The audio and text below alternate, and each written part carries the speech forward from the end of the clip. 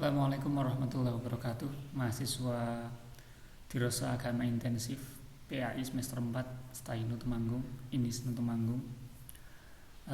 Kali ini saya akan menjelaskan mengenai materi terakhir ini sebetulnya, dimana materi terakhir yang saya lanjutkan kemarin mulai dari isu kontemporer. Jadi memang pembahasan tentang isu-isu kontemporer itu akan sangat banyak sekali, dan ini memang akan sangat menyita banyak sekali waktu. Maka dari itu di sini akan saya coba jelaskan tentang rumusan bagaimana ketika kita itu mampu untuk melakukan setidaknya melakukan tadabbur atau melakukan sebuah ijtihad pribadi, atau mungkin kalau bukan ijtihad ya kita bisa katakan sebagai cara untuk melakukan suatu penyikapan sikap kita pribadi ketika kita berhadapan dengan sesuatu yang hukumnya itu belum pasti. Kalau hukum-hukum yang sudah pasti sebagaimana sholat, zakat, puasa, haji, baca Quran, azan, lalu misalnya sedekah, itu kan sesuatu yang tidak perlu dikaji secara dirasah agama, tidak perlu dikaji dengan sebuah analisa yang mendalam, karena memang secara teks, secara sharih, secara jelas, teksnya sudah jelas menyatakan langsung mengenai hukumnya. Bagaimana hukum menyekutukan Allah, bagaimana ketika seorang tidak percaya takdir, bagaimana kalau seorang percaya nabi yang lain, nabi setelah Nabi Muhammad, bagaimana kalau orang percaya kitab setelah Al-Quran, dan lain sebagainya. Itu kita sudah jelas. Hukumnya pasti itu menyimpang dari akidah, artinya dia sudah dikatakan tidak lagi memenuhi rukun iman, kan gitu. Atau kita berbicara mengenai akhlak. Ketika berbicara akhlak, bagaimana ketika seorang itu bersikap tidak seimbang. Tidak seimbang artinya dia hanya kuat dari sisi fikihnya, kuat dari sisi akidahnya, tetapi dia mengabaikan tentang akhlaknya kepada sama manusia atau akhlaknya kepada Allah.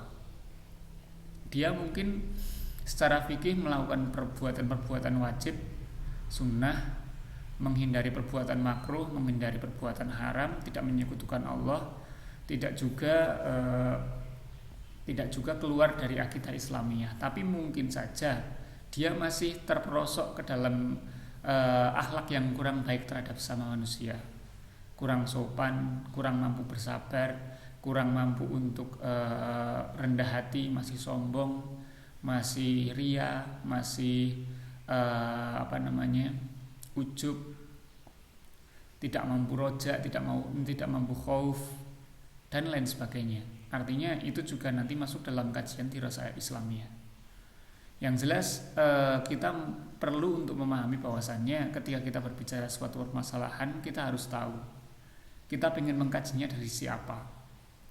Dan kita juga harus tahu ini yang bisa kita kaji apakah hanya lewat akidah saja, lewat amaliyah saja, atau lewat akhlak, atau ketiga-tiganya, atau dua saja, dan seterusnya. Saya akan sedikit memberikan ulasan secara garis besar tentang DAI atau Dirasah Islamiyah, Dirasah Agama Intensif, di mana ini kita berbicara mengenai Islamnya atau syariat Islam. Berbicara syariat Islam, di mana kita tahu kalau kita berbicara syariat Islam itu akan terbagi menjadi tiga, yaitu akidah, amaliyah, dan yang terakhir adalah akhlak. Ilmu-ilmunya, akidah itu ilmunya bernama tauhid, amaliyah bernama fikih, akhlak bernama tasawuf. Itulah syariat Islam. Dan ketiga hal ini harus dikuasai secara komprehensif, secara kafah kalau bahasa Arabnya. Komprehensif, kafah, sempurna, semuanya, tidak parsial, tidak hanya salah satu. Karena ketika salah satu saja, itu biasanya nanti seorang akan menyikapinya dengan sesuatu yang setengah-setengah. Dan ketika itu berbicara setengah-setengah, pasti nanti akan ada kekurangan di dalamnya. Dan itulah pentingnya kita memahami syariah dari sisi dirasah agama, karena dari sini kita nanti akan tahu bahwasanya permasalahan itu tidak selalu saklek, hukumnya itu enggak selalu saklek. Bisa jadi ini yang kelihatannya itu enggak boleh ternyata boleh. Yang kelihatannya nggak boleh ternyata boleh, yang kelihatannya nggak boleh ternyata boleh, dan seterusnya. Yang kelihatannya buruk ternyata baik, yang kelihatan baik ternyata buruk. Itu boleh jadi seperti itu. Tergantung dari analisa mana yang kita pakai. Untuk memperkuat di sini nanti kita coba untuk mengkajinya lewat beberapa permasalahan. Saya akan mencobanya. Yang pertama mungkin kita dari sini dulu. Ini mengenai hukum di mana dalam menjaga kesucian kita itu tidak akan pernah bisa lepas dari yang namanya najis ya. Itu pasti. Kalau kita lihat dari sisi apa namanya? Dari sisi hukum yang paling yang kita kenal di kitab-kitab fikih lah. Atau mungkin hukum yang Anda kenal waktu di pelajaran SD, SMP, SMA, di mana Anda mengenal ketika berbicara sholat itu salah satu syarat sahnya adalah harus bebas dari hadas kecil, hadas besar, najis, kan gitu. Harus terbebas dari semuanya itu sehingga nanti syaratnya adalah suci baik dari hadas maupun najis. Tetapi yang jadi masalah adalah apakah iya manusia itu bisa benar-benar bebas dari najis? Itu pertanyaannya. Bisa nggak manusia itu bebas dari najis? Kalau secara hakikat saya bisa katakan tidak akan mungkin bisa. Jadi ada beberapa hal yang tidak akan pernah bisa dikontrol oleh manusia. Yang namanya najis itu salah satunya.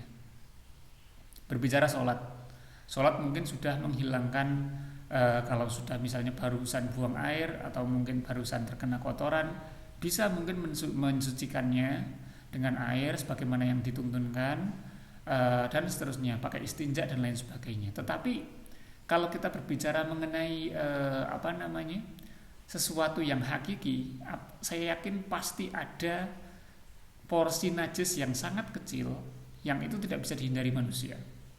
Misalnya saja waktu sholat tiba-tiba ada lalat yang nemplok, dimana kita tahu yang namanya lalat itu dia perginya kemana-mana. Bisa jadi dia nempel di kotoran hewan, nempel di benda najis, lalu dia nempel ke tubuh kita. Dia membawa najis ke tubuh kita lewat kaki-kakinya yang kecil.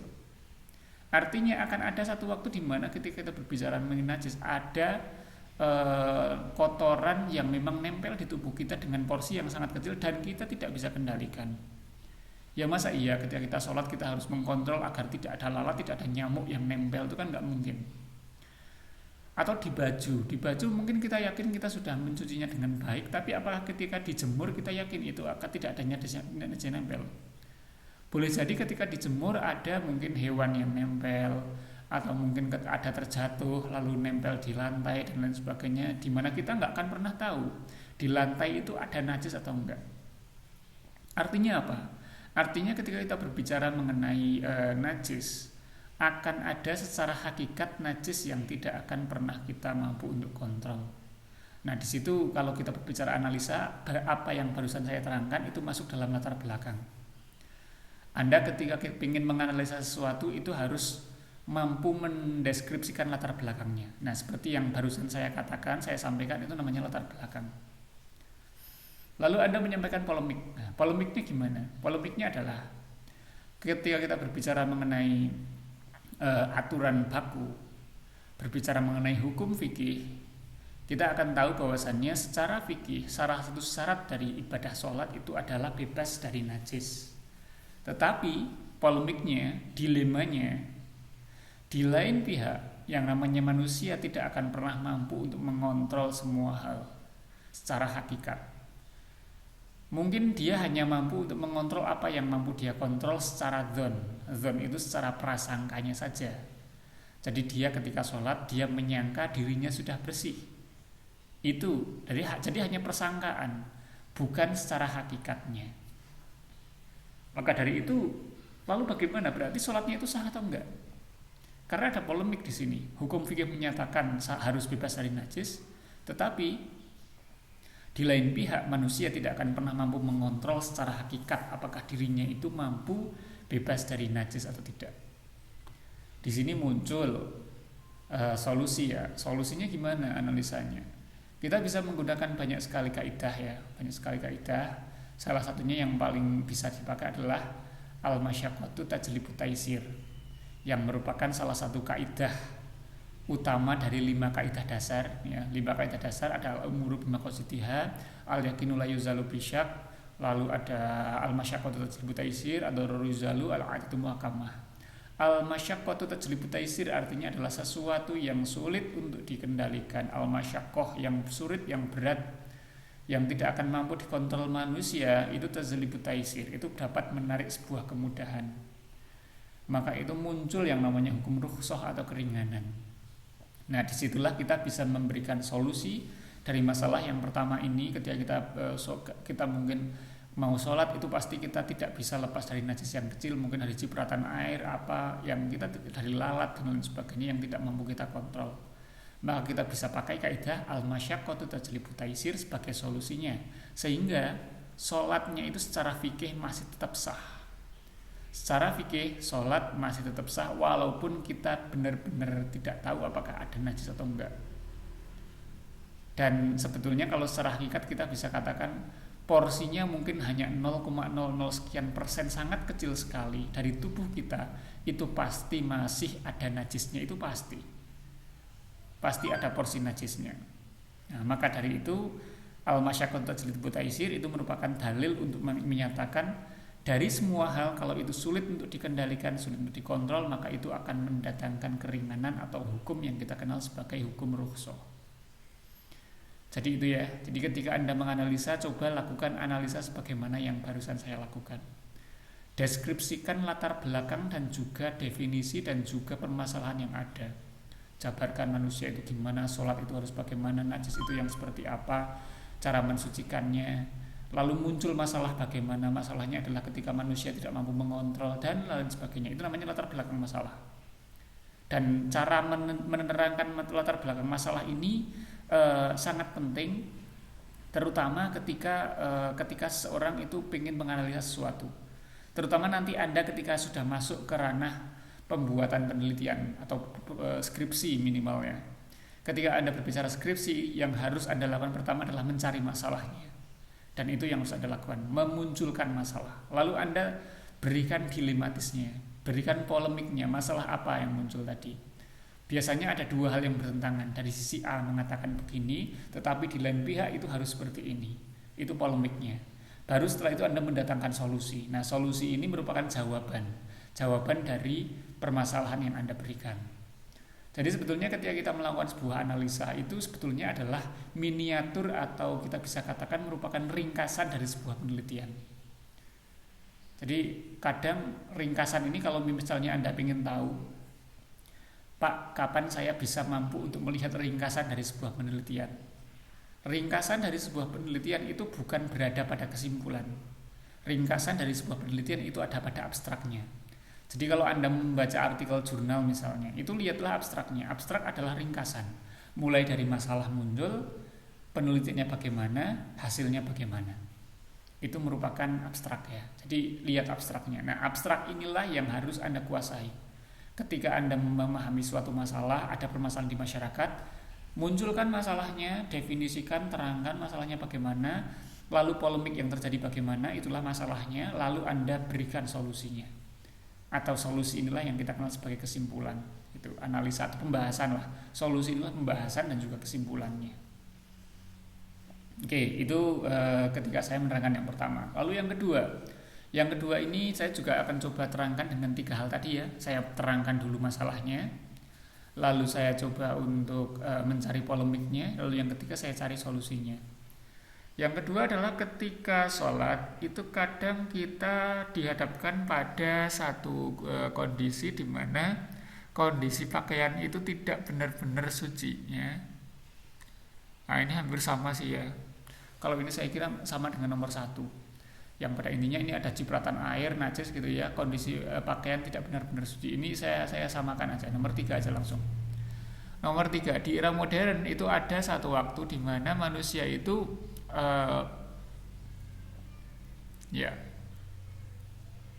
berkaitan dengan teknologi dan rekayasanya, itu manusia itu ada yang namanya bagi wanita wanita itu ada yang namanya obat untuk menunda masa haid gitu.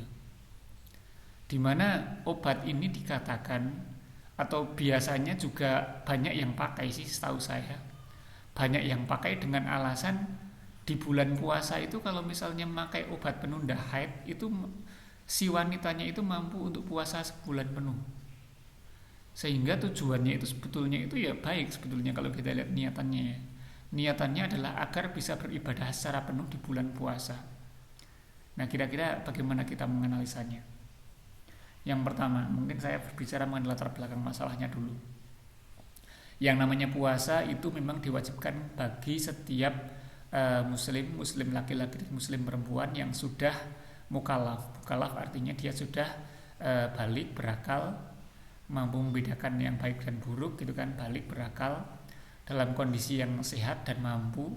Karena orang yang dalam kondisi sakit, dalam kondisi perjalanan itu tidak diwajibkan, artinya dia masih diwajibkan, dia diwajibkan tetap, tapi dia diberi rukhsah untuk tidak berpuasa seperti itu. Tetapi untuk khusus untuk wanita itu memiliki satu kondisi di mana justru dia diwajibkan untuk membatalkan puasa kalau hal ini terjadi. Kapan itu? Ketika dia haid. Ketika seorang wanita haid, dia wajib membatalkan puasanya. Bukan hanya sunnah atau mubah, ini wajib. Dia wajib untuk membatalkan puasanya. Misalnya ketika seorang wanita berpuasa, dia dalam kondisi suci, tiba-tiba dia haid. Nah, ketika haid ini dia wajib membatalkan puasanya. Wajib mukah kalau dalam bahasa kita. Wajib membatalkan puasa. Atau di hari setelahnya ketika dia masih haid, berarti dia wajib nggak puasa. Bukan hanya sunnah, bukan hanya makruh, wajib tidak puasa, nggak boleh puasa gitu intinya. Haram berpuasa atau wajib tidak puasa. Tapi kadang di era modern ini manusia kan terlalu banyak berpikir tentang reasoning ya, tentang alasan. Lalu dia dari pemikiran ini ada sesuatu pemikiran, bagaimana kalau misalnya haid ini saya tunda dengan suatu cara. Dan ternyata dengan adanya teknologi yang modern saat ini ditemukan suatu obat di mana obat ini mampu untuk menunda masa haid perempuan. Lalu dengan demikian banyak wanita yang agar saya nanti puasanya bisa 100% 30 hari di bulan puasa, saya tak pakai obat ini agar saya nanti ibadahnya bisa penuh. Tarawihnya nggak pernah bolong, puasanya nggak pernah bolong, darusnya baca Qur'annya bisa terus menerus. Nah, disitulah itu latar belakangnya ya. Lalu muncul masalah di sini. Masalahnya apa? Masalahnya adalah ketika kita berbicara mengenai positifnya dulu. Positifnya adalah yang namanya ibadah itu memang dianjurkan yang namanya amal soleh ya. Amal soleh itu yang seperti apapun wujudnya, semakin banyak semakin baik. Semakin banyak amal baik itu semakin baik. Karena semakin banyak amal baik itu mendorong manusia untuk tidak berbuat buruk kan gitu. Kalau waktunya dihabiskan untuk beramal baik, berarti dia sudah tidak punya waktu untuk beramal buruk. Intinya ketika seorang beramal 10.000, dia lebih baik daripada 1.000 rupiah, 100.000 lebih baik dari 10.000 dan seterusnya. Atau kalau kita berbicara mengenai lebih seringnya, orang yang sholat rawatibnya itu di semua sholat itu lebih baik daripada yang sholat rawatibnya hanya pada sholat duhur saja. Orang yang jamaahnya 5 kali sehari lebih baik daripada yang jamaahnya hanya 1 kali. Dari sisi kuantitas ibadah itu memang seperti itu. Yang lebih banyak, pahalanya lebih banyak, keutamaannya lebih banyak, dan tentu saja dia menjalankan perintah Allah lebih banyak. Begitu pula dengan meninggalkan larangan kan gitu. Artinya sebetulnya seseorang menjalankan puasa 30 hari lebih baik daripada orang yang menjalankan puasa 15 hari ataupun 20 hari. Tapi yang jadi polemik di sini adalah apakah dibenarkan dari sisi yang lain ya, dari sisi yang lain kondisi di mana seorang perempuan menunda haid ini adalah kondisi di mana dia melakukan sesuatu ini tidak secara fitrah manusia. Dia melakukan dengan cara yang tidak ibaratnya bukan merupakan fitrah wanita yang memang seharusnya pasti akan mengalami datang bulan dalam 1 bulan sekali. Artinya dia melakukan rekayasa terhadap dirinya sendiri. Nah, solusinya bagaimana ini? Solusinya. Nah, kalau dari sini kan berarti ini analisanya yang paling jelas ini bukan masuk ke akidah, bukan juga masuk ke akhlak, yang paling dekat untuk analisa fikih ya, analisa fikih atau analisa amaliyah. Perbuatan ini merupakan perbuatan yang baru. Perbuatan baru, kenapa perbuatan baru? Karena meminum obat penunda haid tidak pernah terjadi di zaman Rasul. Maka dari itu kita perlu menggunakan kaidah yang di selain yang 5 hal itu ya. Jadi kaidah yang pernah saya jelaskan itu setidaknya ada 8 ya. Dari 8 itu ada yang namanya 2 kaidah asal. 2 kaidah asal tentang asal dari suatu ibadah dan asal dari suatu perbuatan muamalah. Yang pertama, asal dari suatu ibadah, al-aslu fil ibadah al-hadru ya. Asal dari suatu perbuatan ibadah adalah terlarang. Maksudnya bagaimana? Asal dari melakukan sholat itu nggak boleh. Kalau ada yang tanya, secara analisa dan secara kaidah fikih ya, sholat itu hukumnya apa? Sholat itu hukumnya awalnya haram, tidak boleh. Tapi karena ada dalil yang merubahnya, yaitu dalil tentang perintah sholat, maka dalil tentang sholat itu menjadi wajib. Sholat maktubah, sholat 5 waktu hukumnya wajib. Puasa itu tidak sembarangan. Orang berpuasa itu nggak boleh kok dia ngarang sendiri, saya mau puasa ini. Nggak bisa seperti itu. Karena yang namanya puasa itu ada ketentuannya. Dalam sebuah hadis arba'in ya, disebutkan bahwasannya, saya berikan redaksinya. Di sini disebutkan dari Ummul Mukminin Ummu Abdillah ya. Ummu Abdillah itu berarti ayah dari Abdullah ya. Abdullah itu ya banyak sekali yang bernama itu Abdullah ya. Aisyah itu ya dikatakan sebagai Ummul Mukminin, sebutan dari Aisyah istri Rasulullah yang paling muda. Jadi qala Rasulullah sallallahu alaihi wasallam, man ahdatsa fi amrina hadza ma laisa minhu fahuwa raddun. Dalam riwayat Muslim disebutkan, wa fi riwayatil ukhra fi riwayatil Muslim dikatakan, man amila amalan laisa alaihi amruna fahuwa raddun. Man amila, barang siapa yang beramal, siapa man amalan kepada suatu amal, laisa alaihi, yang tidak ada alaihi kepada amal ya, alaihi kepada amal, amruna itu dari perkara-perkara kita, artinya dari perkara Rasul yang disampaikan Rasulullah lewat Al-Quran maupun As-Sunnah, fahuwa raddun, maka dia adalah kembali atau tertolak. Nah, maka dia tertolak. Dari hadis ini sebetulnya ini merupakan hadis mengenai perbuatan-perbuatan yang dikenal dengan sebutan ibadah ya, ibadah madhoh. Artinya kalau seseorang kok melakukan suatu puasa ngasal ya, kamu puasa ngapa kok 1 minggu, kok kamu memiliki rutinitas dalam 1 minggu puasa Selasa Rabu Kamis gitu. Ketika ditanya, dia nggak punya dasar. Yang penting dia ingin mensyariatkan, memberikan aturan kepada dirinya sendiri untuk melakukan puasa 3 kali dalam seminggu kayak gitu. Atau mungkin dia intinya dia ngarang sendiri suatu ibadah. Dia melakukan sholat di mana sholatnya itu jumlah rakaatnya 7 kali setiap setelah duhur gitu. Dimana 7 kali ini dengan tanpa tahiyat awal misalnya, sampai seperti itu ya. Jadi intinya dia membuat sendiri suatu perkara dalam ibadah madhoh. Nah, itu yang namanya raddun, ibadah. Maka dari itu ada kaidah tadi, al aslu fil ibadah al hadru. Asal dari suatu ibadah itu adalah tertolak, nggak boleh ya. Tapi sebaliknya ya, kalau kita berbicara mengenai hal yang semacam ini, berbicara mengenai muamalah, al aslu fil muamalah atau al aslu fil asya'i al ibahah hatta yadulla dalilu ala tahrim. Asal dari suatu perbuatan itu boleh sehingga datang suatu dalil yang melarangnya. Jadi semua perbuatan itu boleh. Kalau tadi saya berbicara sholat, puasa, zakat, atau mungkin haji, tawafnya itu bukan berlawanan dengan arah jarum jam, tapi malah searah dengan jarum jam. Nah, itu namanya nggak boleh yang seperti itu. Begitu pula misalnya sholat subuhnya itu misalnya 5 kali atau mungkin diulang-ulang sampai 3 kali. Nah, yang kayak gitu nggak boleh. Tapi kalau al-asya, dalam perbuatan yang selain ibadah madhoh, misalnya perbuatan yang baru-baru ini ada ya, kerja bakti, membuat partai, membuat perkumpulan PKK, membuat organisasi mahasiswa, lalu rapat apa misalnya konferensi, seminar, itu kan nggak pernah dilakukan di zaman Rasul. Memakai teknologi, pakai mikrofon dan lain sebagainya itu kan nggak pernah ada di zaman Rasul.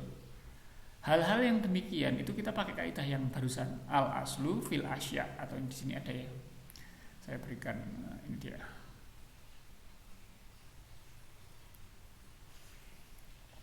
Al aslu fil asya al ibahah atayatul ini yang mana ya? Yang khairu yang mahdoh ya, yang ibadah. Ini yang khairu mahdoh. Al aslu fil asya al ibahah atayatul dalilu ala tahrim. Asal dari suatu ini semua hal itu boleh. Berarti kalau kita tanya, Pak, hukum seminar gimana? Boleh. Pak, hukum konferensi bagaimana? Boleh. Hukum dari ini Pak, hukum dari yang belum ada di zaman Rasul misalnya. Hukum pakai HP gimana Pak? Boleh. Tapi ada koyetnya di sini, ada penambahannya, hatta yadulat dalilu ala tahrim, sehingga datang atau menunjukkan sebuah dalil yang mengharamkannya. Contoh, pakai HP, pakai internet boleh nggak? Di zaman Rasul nggak ada. Tetapi karena ini ibadah ghairu mahdoh, amal yang ghairu mahdoh, maka amal ini boleh. Karena asal dari segala sesuatu boleh. Berarti pakai internet, pakai HP boleh. Tetapi kalau di dalamnya kok ternyata menunjukkan sesuatu yang dilarang, maka itu baru diharamkan. Contoh, pakai internet boleh, tapi kalau internetnya digunakan untuk membuka situs-situs 18 tahun ke atas, situs dewasa, digunakan untuk mengadu domba, digunakan untuk menyebarkan hate speech, digunakan untuk ya dan lain sebagainya lah. Intinya perbuatan-perbuatan yang terlarang, di mana larangannya itu bukan karena internetnya, bukan karena HP-nya, tapi karena sesuatu yang di dalamnya digunakan untuk penyimpangan. Nah, disitulah muncul itu yang nggak boleh. Bagaimana hukumnya ini Pak? Hukumnya tadi yang perbuatan yang tadi ya, yang barusan kita bahas. Gimana hukumnya ini? Meminum obat bagi wanita penunda haid untuk menunda haidnya. Hukumnya gimana? Boleh, karena itu bukan ibadah mahdoh, boleh. Tapi kita harus jeli juga. Ada enggak dari meminum obat penunda haid itu yang menunjukkan larangan, yang kira-kira itu dilarang oleh agama? Dan ternyata kalau kita telusuri lagi, itu ternyata ada sebuah dalil yang menyatakan bahwasannya fitrah dari seorang wanita itu adalah untuk intinya untuk yaitu tadi untuk mengalami masa haid di dalam 1 bulan sekali. Artinya manusia, seorang wanita itu sebetulnya tidak bisa untuk merubah itu. Kalau dia merekayasa untuk merubahnya itu, nah itu artinya dia menyalahi fitrahnya. Dan itulah salah satu kaidah yang membuatnya itu menjadi terlarang. Terlarangnya bukan karena minum obatnya, tapi terlarangnya karena dia menyalahi fitrahnya sebagai manusia. Loh Pak, tapi kan ketika dia menunda masa haidnya berarti dia bisa beribadah, berarti kan baik. Kalau berhadapan dua hal ya, berhadapan dua hal antara yang apa namanya, yang haram sama yang baik sama yang haram, yang baik sama yang buruk, kok dia berjalan dalam satu hal, maka yang didahulukan adalah menolak yang buruknya dulu. Itu dalilnya gimana Pak? Dalilnya ada di sini. Ada pada ini. Nah, di sini disebutkan ini adalah kaidah kunci ya. Kaidah kunci dari semuanya. I'tibarul masolih wa darul mafasid.